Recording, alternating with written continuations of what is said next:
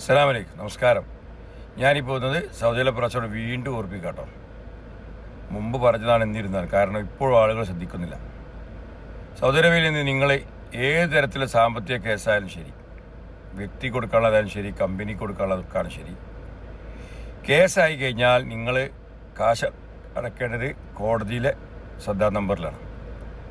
നിങ്ങൾ അബ്ഷീറും യൂസറും വാസറും ഉണ്ടെങ്കിൽ അതെടുത്ത് ഏതെങ്കിലും മക്തബിൽ പോയാൽ നിങ്ങളെ രാജസ്ഥാൻ സൈറ്റിൽ കയറി ആ കാശ് അവിടെ അടച്ച് ക്ലിയർ ചെയ്യാം.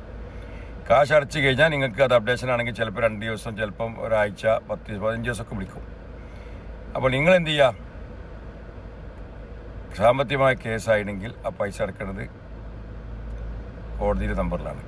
അല്ലാതെ നിങ്ങളെ കമ്പനിക്കോ അല്ലെങ്കിൽ പിന്നെ വ്യക്തിക്കോ കൈ കൊണ്ട് കൊടുക്കരുത്. പിന്നെ അങ്ങനെ കൊണ്ട് കൊടുത്തവർ കുടുങ്ങിയവരുണ്ട്. കാരണം കാശ് കൈ കൊണ്ട് കൊടുത്തു, കേസ് അവർ റിമൂവ് ചെയ്തിട്ടില്ല, അങ്ങനെ കുടുങ്ങിയ ഒരാൾക്കാരുണ്ട്. അപ്പോൾ കേസായി കഴിഞ്ഞാൽ നിങ്ങൾ കോടതി നമ്പറിലാണ് കൊണ്ട് അടക്കേണ്ടത്.